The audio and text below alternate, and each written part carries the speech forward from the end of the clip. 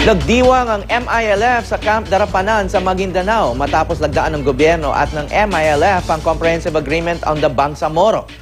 Ayon sa mga nakatira sa kampo, masaya sila dahil sa wakas ay makakamtan na ang kapayapaan.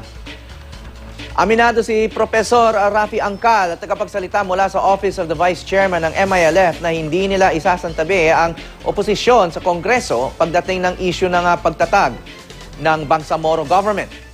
Pero may tiwala raw sila sa sinseridad ng Administrasyong Aquino. Sa Marawi City, ilang babae naman ang naluha habang pinapanood ang talumpati ni MILF Chair Al-Haj Murad. Maraming Muslim daw kasi ang matagal nang naghihintay na makamit ang kapayapaan. Isa rin tagumpay ang pagkakaroon ng Bangsamoro government para mabigyan daw sila ng pagkakataon na mabuhay alinsunod sa turo ng Islam.